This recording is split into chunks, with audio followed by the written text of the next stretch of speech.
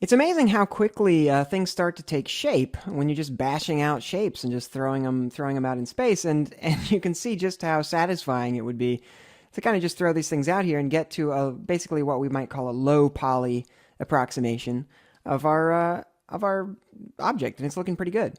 But I want to do the interior next, or at least get something in there. Right now, we're just seeing the inside of nothing, and it would be good to have something in there.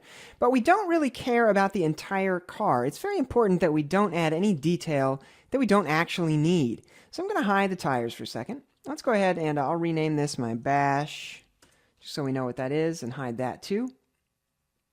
And also select, now let's select the body, and in polygon selection mode, I'm going to select the front polys here. And actually, before I do anything, let's hit tab to get rid of all of our subdiv. Then I'm going to select these front polys and H to hide them. And then select these back polys and H to hide those as well. So we're left only with these middle polys. That's really all we need to deal with.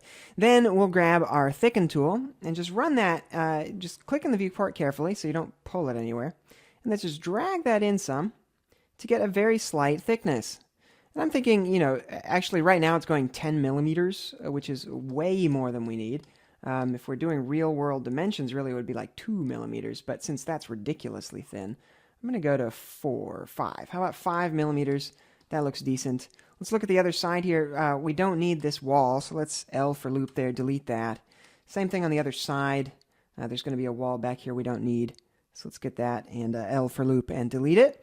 So now we have just a shell only in the area that we need it. Now U for unhide, we'll see the rest of the body, and that way we don't have this stuff going all the way in there, because that's completely unnecessary. Then if I hit tab to smooth it, everything is still going to work just fine, and we have a nice shell on the inside. Also, one thing about this cockpit that we really would like to have is sort of we want this to sort of fold around, right? We need for the sheet metal to have a hem around the edge. We call that a hem when the sheet metal kind of rolls to protect you, to keep you from cutting your fingers on it. So let's select this poly here, these two, L for loop to get that entire cockpit loop, B for bevel, click in the viewport, bevel that out ever so slightly, just like so. And then select the top edge that's created by that. L for loop, get that. Bevel that out, once again, ever so slightly. And I'm actually going to do that twice. So we've got two little webs there. Very, very small ones. Perfect. Then we'll get this exterior one. B for bevel. And pull that out a little bit like so. So that should give us a hem. There we go. Now we've got the metal basically just wraps around on itself. Now, in real life, of course, it wouldn't really happen exactly that way. In real life, you would have the hem would need a break in it somewhere. And also, you would want it to bend all the way around until it's sort of touching itself. And if you want to, you can do that. I'm going to approximate it just by getting that last loop that we just did, hitting W for move, and just moving it down a little, just so it kind of hugs that surface some, and that should work.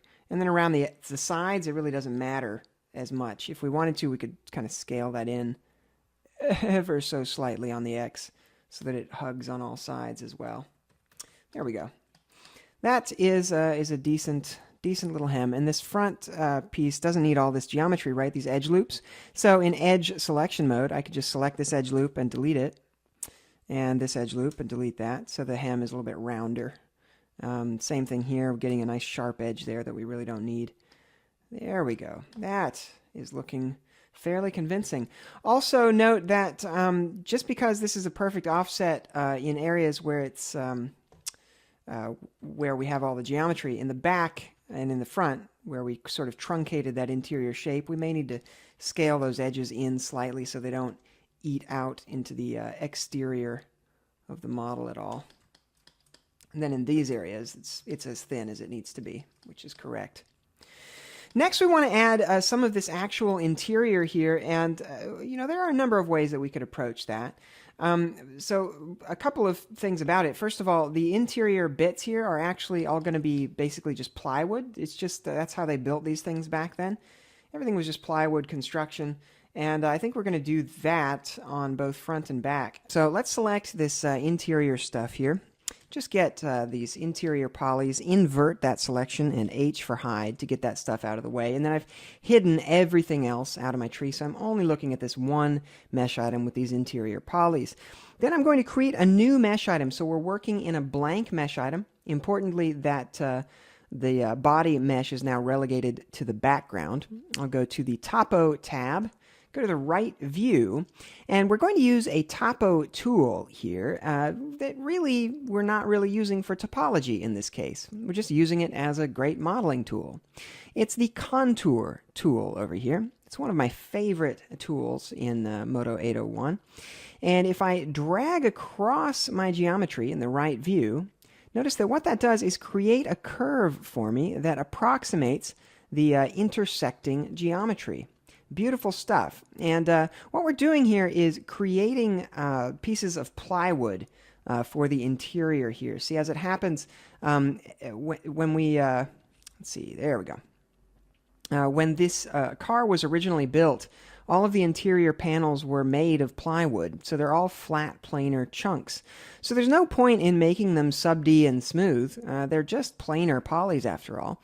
So we don't really need to worry about using quads, to be honest. We can just make these big, giant n-gons, and that's fine. Now, I've just been holding the Shift key and dragging more of these things. Remember, Shift key reactivates the tool, so we just go one after the other. Hit Escape to drop the tool, and we end up with all of these individual curves. Now, what to do with these curves? Well, there are a variety of things. First of all, if I select this curve and this one, then I can head to the Bridge command and click in the viewport to bridge those straight across. We may end up with some funny flipped polygons along the way, but that's not a big deal. Hit Escape to drop the tool. We'll take the flipped polys and flip them over, and then flip everything back over. There we go. Now we have what will be our floorboard. I'll just take those polys, cut them, go to our body mesh, and paste them in. Go back to this other mesh now. And now these guys, we should be able to create polys out of those too. So in edge selection mode, just double click any of these edges, and then hit P for poly. It's going to create a polygon for us in both cases. And so we're good. So let's take those polys, and I'm going to go to the Model tab now. Run the Thicken tool and pull those out a little bit, inward, I think. And then I'm going to take each of those and scale them. And actually, let's select each one. R for scale. Now, if we scale this way, they're going to scale in towards each other, right? It's not quite what I want. If I go to my Action Center and down to Local, then that's going to let me scale each of these independently from its own center, which is pretty useful. So we'll just scale this in just a little bit. That looks pretty good. Hit Escape to drop that tool, and Escape to drop any action centers. Then we'll cut that geometry, paste it into the body mesh, and then we can delete this extra mesh that we created. Now I can hit U for unhide to bring back all my geometry, and we have our plywood pieces here in place. And are they perfect? Absolutely not. But will they be good enough? Probably so. They're plywood. Now, there is this strange religion in VFX programs especially, where people feel like everything has to be sub-D, everything has to be all quads, and that's just not true. You just waste a lot of time and resources with a piece of plywood unless you need to deform this, unless you need to be able to bend it, twist it, stuff like that. Then you would probably need it to be quads, but if it's just going to stay flat, which it is, then it's totally fine to use these giant n-gons. They're gonna render great. It's gonna look just fine. Okay, so with that, we have added an interior. We've bashed out the exterior. We're ready to start adding, I don't know, maybe we'll bash in some more interior details real quickly in the next video.